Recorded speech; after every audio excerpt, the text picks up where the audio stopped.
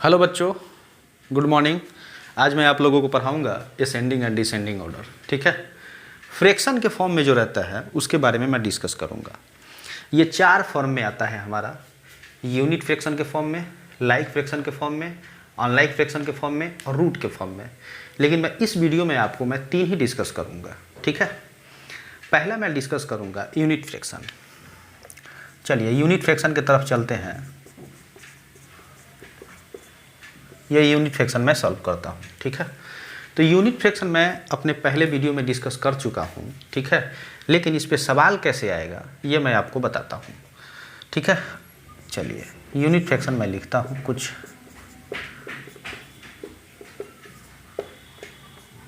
ठीक है, ये हमारा क्वेश्चन दिया हुआ है। ठीक है, इसका हमें फाइंड करना है असेंडिंग ऑर्डर और descending order. Ascending order descending order आप जानते होंगे कि कोई पहाड़ है। ठीक है, अगर नीचे से ऊपर की तरफ चढ़ते हैं तो ये छोटा वैल्यू हुआ, तो छोटा हमारा छोटा से बड़ा की तरफ जाएंगे तो क्या होगा असेंडिंग ऑर्डर, और नीचे से ऊपर उतरेंगे तो बड़ा से छोटा की तरफ जाते हैं तो उसे हम क्या कहते हैं, डिसेंडिंग ऑर्डर। ठीक है, चलिए तो ये देखिए यहाँ पे क्या है कि 2 दिया है, 3 दिया है, 4 दिया है, 5 नहीं दिया है, 6 दिया है और 7 दिया है। ठीक है, तो लेकिन ये क्या हो गया, हमारा डिनोमिनेटर पार्ट हो गया। ठीक है, और ऊपर वाला हमारा क्या हो गया, न्यूमिनेटर पार्ट हो गया। तो डिनोमिनेटर जो दिया है ये क्या दिया है, मतलब कि सेम नहीं है। ठीक है, तो इसे हम दो तरीके से बना सकते हैं। एक तो यूनिट फ्रैक्शन से बना सकते हैं और दूसरा हम अनलाइक फ्रैक्शन भी मान करके इसे बना सकते हैं। ठीक है, लेकिन क्या है कि थोड़ा सा शॉर्ट ट्रिक अगर देखा जाए, शॉर्ट दिमाग कॉन्सेप्ट लगाया जाए, अगर मतलब कहने का मतलब है फ्रैक्शन के बारे में अगर हमें पता हो तो शॉर्टली भी हम ऐसे बना सकते हैं कि ऊपर वाला अगर सेम है तो देखिए मैं एक कॉन्सेप्ट समझाता हूँ। अगर मान लीजिए ए है डायरेक्टली प्रोपोर्शनल टू बी है और ये a है इन्वर्सली प्रोपोर्शनल टू 1/b है, तो अगर मैं यहाँ पे b का वैल्यू 1 रखता हूँ तो a का भी वैल्यू क्या आ जाएगा 1। अगर मैं यहाँ b का वैल्यू 2 रखता हूँ तो a का भी वैल्यू क्या आ जाएगा 2। अगर मैं b का वैल्यू 3 रखता हूँ तो a का वैल्यू क्या आ जाएगा 3। ठीक है, a का वैल्यू 3, ये इतना। ठीक है, चलिए लेकिन अगर मैं यहाँ पे b का वैल्यू 1 रखता हूँ तो 1/1 1 आ जाएगा। अगर मैं यहाँ पे b की जगह 2 रखता हूँ तो इसका वैल्यू आ जाएगा 0.5। ठीक है, देखिए जैसे ही नीचे यहाँ वैल्यू डिनोमिनेटर में बढ़ा, इसका डेसिमल क्या हो गया, छोटा हो गया। मतलब यहाँ पहले 1 था, अब 0.5 हो गया। अगर a का वैल्यू 1/3 रखते हैं, डायरेक्टली इन्वर्सली प्रोपोर्शनल टू 1/3 रखते हैं तो ये हमारा आ जाएगा 0.3। अब देखिए 0.5 था, अब ये घट रहा है कि नहीं घट रहा है, इस तरह घटते जाएगा घटते जाएगा। ठीक है, अगर a 1/4 रखते हैं तो आएगा 0.25 आएगा। ठीक है, तो यहाँ 2 आ गया, ये घटते चल रहा है। कहने का मतलब ये है कि ये नीचे का मतलब डिनोमिनेटर में अगर ये कोई हमारा दिया है फ्रैक्शन a/b, ये यहाँ पे नीचे वैल्यू जो है जितना ज़्यादा बढ़ाएंगे इसका रिजल्टेंट जो होगा उतना ही छोटा आएगा। तो अब देखिए यहाँ पे 2 दिया है, 3 दिया है, 4 दिया है, 6 दिया है और 7 दिया है। तो सबसे ज़्यादा इसमें बड़ा कौन सा है, 7 वाला, 7 है।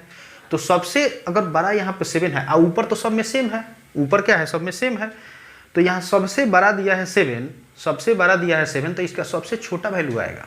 ठीक है, जस्ट अपोजिट अगर सबसे छोटा ये वैल्यू है 2 तो इसका क्या आएगा, सबसे बड़ा वैल्यू आएगा। तो सबसे ग्रेटर कौन हो जाएगा 2।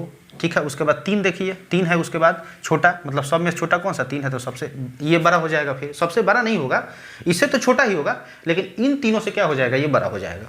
अब यहाँ 1/4 क्या है, इन तीन दोनों में क्या है, ये छोटा है। ठीक है, तो इसका बड़ा वैल्यू आ जाएगा, तो ये ऐसे लगा देंगे ग्रेटर देन, फिर ऐसे लगा देंगे तो ग्रेटर देन, ये हो गया। ये हो गया हमारा क्या, डिसेंडिंग ऑर्डर।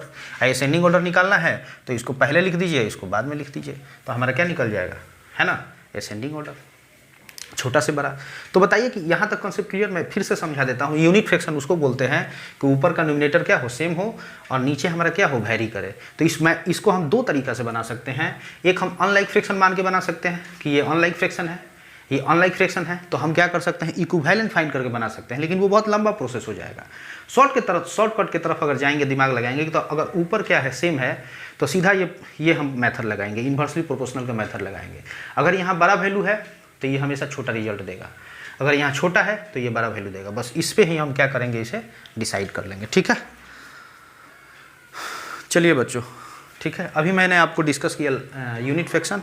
अब दूसरा हम डिस्कस करेंगे लाइक फ्रैक्शन। ये तो मैंने पढ़ा दिया आपको यूनिट, अब ये लाइक की तरफ चलेंगे। Like fraction. ठीक है, लाइक फ्रैक्शन में क्या करते हैं, फ्रैक्शन हमारा क्या होता है, न्यूमरेटर अपन डिनोमिनेटर। तो लाइक फ्रैक्शन में क्या होता है, अगर 4 है यहाँ 3 दे दिया, 5 है यहाँ 3 दे दिया, यहाँ 7 है यहाँ 3 दे दिया, 11 है यहाँ 3 दे दिया, 17 है यहाँ 3 दे दिया। तो लाइक फ्रैक्शन उसको बोलते हैं जिसका डिनोमिनेटर क्या हो, सेम हो, क्या हो, जिसका डिनोमिनेटर क्या हो, सेम हो। ठीक है, लाइक फ्रैक्शन उसको कहते हैं जिसका डिनोमिनेटर क्या हो, नीचे का सेम हो। तो देखो अब डिनोमिनेटर सेम है, तो अगर इसको हम डेसिमल में भी कन्वर्ट करेंगे तो वही पॉइंट, इसमें कोई फर्क नहीं पड़ने वाला है, कोई वैरी नहीं आने वाला है, क्योंकि यहाँ तो इन्वर्सली प्रोपोर्शनल सबके लिए सेम ही हो जाएगा, क्योंकि सेम ही डाटा है। ठीक है, तो हम करेंगे क्या, लाइक फ्रैक्शन में ऊपर वाला देखेंगे क्या कौन बड़ा है, ये 2, ये दिया है 4, 5, 6 नहीं दिया है यहाँ पे 7, 11 और 17, तो सबसे बड़ा कौन है 17, तो ये सबसे बड़ा हो जाएगा। ठीक है, तो यहाँ लिखेंगे 17/3 सबसे बड़ा हो जाएगा, फिर 11/3 लिख देंगे ये बड़ा हो जाएगा, फिर 7/3 ये बड़ा हो जाएगा इससे। ठीक है, फिर 5/3, ठीक है, फिर 4/3, तो सबसे छोटा कौन सा हो जाएगा 4/3। ठीक है, तो ये हो गया हमारा असेंडिंग ऑर्डर। और डिसेंडिंग ऑर्डर लिखना होगा तो क्या करेंगे, ठीक है, लिखेंगे है ना 17/3, 11/3, 60/3, 5/3 और यहाँ पे लिखेंगे 4/3। ठीक है, तो ये हमारा क्या हो गया, डिसेंडिंग ऑर्डर हो गया। ठीक है, तो ये तो लाइक फ्रैक्शन का हो गया। लेकिन अगर क्या हो कि यहाँ सेम नहीं देता है, अगर सेम नहीं रहता है तो उसे हम क्या कहते हैं। ठीक है, अगर चलिए बच्चों, मैंने अभी आपको पढ़ाया लाइक फ्रैक्शन पढ़ा दिया, यूनिट फ्रैक्शन पढ़ाया, लाइक फ्रैक्शन पढ़ाया। अब अनलाइक फ्रैक्शन की तरफ चलेंगे। ठीक है, कि अनलाइक फ्रैक्शन क्या होता है। देखिए फ्रैक्शन हमारा क्या होता है, न्यूमरेटर अपन डिनोमिनेटर। तो अगर मान लीजिए ऐसे दे देता है 3/5, ठीक है, और यहाँ दे दिया 4/3, ठीक है, यहाँ पर दे दिया 5/4, ठीक है, और यहाँ पर दे दिया 6/6 दे दिया 4, ठीक है, ऐसे दे दिया है ना। अब ये क्या, ऊपर वाला न्यूमरेटर और नीचे वाला डिनोमिनेटर। अब देखिए यहाँ पे डिनोमिनेटर पार्ट जो है क्या, डिनोमिनेटर पार्ट जो है क्या, ठीक है, डिनोमिनेटर पार्ट जो है क्या, सेम है, सेम नहीं है। तो जब सेम नहीं रहेगा ना, तो इसका निकालने का मेथड क्या है आपको मैं बताता हूँ। ठीक है, सबसे पहले क्या करेंगे कि जो डिनोमिनेटर है ना उसका एलसीएम लेंगे। ठीक है, तो एलसीएम किसका लेंगे, एलसीएम ले लेंगे किसका, 5 का, 3 का, 4 का और 5 का। ठीक है, तो इसका एलसीएम लेंगे तो कितना आ जाएगा, 2 से करेंगे 2 5, फिर 2 से करेंगे तो 5 3 1 5, फिर 3 से करेंगे तो क्या आ जाएगा 1 1 5, फिर 5 से करेंगे तो क्या आ जाएगा 1 1 1 और 1। ठीक है, तो इसमें गुना कर देते हैं 2:3:5। ठीक है, तो कितना आ जाएगा, 2 दूना 4, 4 3 12, 12 5 60। तो इसका एलसीएम कितना आया 60। ठीक है, तो इसका एलसीएम हमारा आ गया 60। तो यहाँ पे मैं लिख लेता हूँ एलसीएम कितना आ गया इसका, यहाँ पे 60। ठीक है, इसको मिटा देते हैं ताकि बताने में दिक्कत ना हो। ठीक है,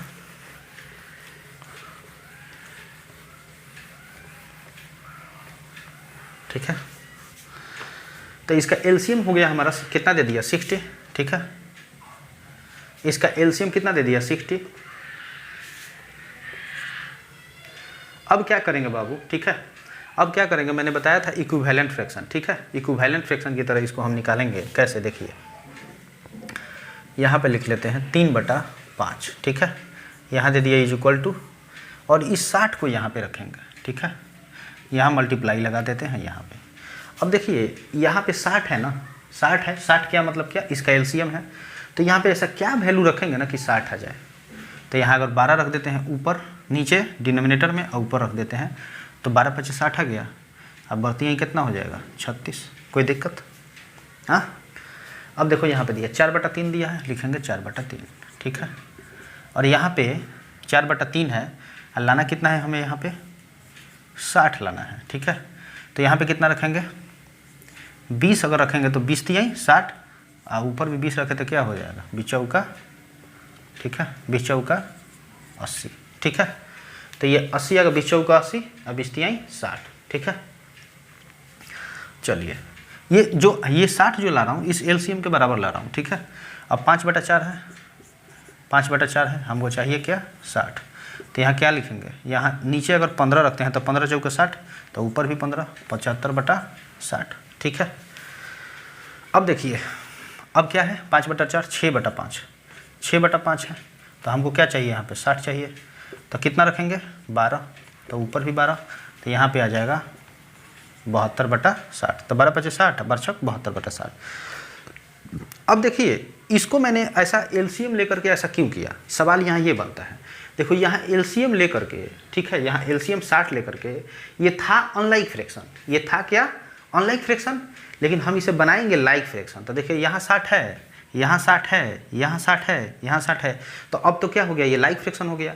और लाइक फ्रैक्शन का असेंडिंग डिसेंडिंग मैं अभी जस्ट बताया हूँ आपको, ठीक है। तो इसमें देखेंगे कि सबसे बड़ा वैल्यू कौन सा है, 36 है, यहाँ पे 80 है, यहाँ पे 75 है, यहाँ पे 72 है, तो सबसे बड़ा वैल्यू कौन सा हो गया 80 वाला, तो यहाँ लिखेंगे 80/60, 80/60 सबसे बड़ा हो जाएगा। उसके बाद देखेंगे कौन सा है, यहाँ पे 75 है, यहाँ 72, 75/60, तो यहाँ लिखेंगे 75/60 सबसे बड़ा हो जाएगा, ठीक है। उसके बाद कौन सा है 72, तो यहाँ लिख देंगे 72, 72/60। उसके बाद कौन सबसे छोटा हो जाएगा 36/60, ठीक है। तो ऐसे मैंने बना दिया, लेकिन 80/60 के सामने कौन सा है, 80/60 के सामने कौन सा है 4/3, तो यहाँ लिखेंगे 4/3, ठीक है, इसका डिसेंडिंग ऑर्डर है ना। उसके बाद 75/60 के पास कौन सा है 5/4, तो लिखेंगे 5/4। उसके बाद 72 के पास कौन सा है 6/5, तो लिखेंगे 6/5। उसके बाद 36 के पास कौन सा है 3/5, तो लिखेंगे 3/5। तो यही तो हो गया इसका डिसेंडिंग ऑर्डर। अगर इसका असेंडिंग ऑर्डर लिखना है तो कैसे लिखेंगे, ठीक है, सबसे पहले लिखेंगे 3/5 छोटा हो जाएगा, 6/5 छोटा हो जाएगा, 5/4 छोटा हो जाएगा, 4/3, ठीक है, ऐसे लिख लेंगे इसका डिसेंडिंग ऑर्डर, ठीक है। इसमें बताइए यहाँ तक कोई दिक्कत है, हाँ। देखो बच्चों, मैंने आपको ये पढ़ा दिया, पहला यूनिट फ्रैक्शन का पढ़ा दिया, लाइक फ्रैक्शन पढ़ा दिया और अनलाइक फ्रैक्शन पढ़ा दिया, ठीक है। तो ये मैंने आपको बता दिया, लेकिन ये अभी इस टाइप का मैंने आपको नहीं बताया है।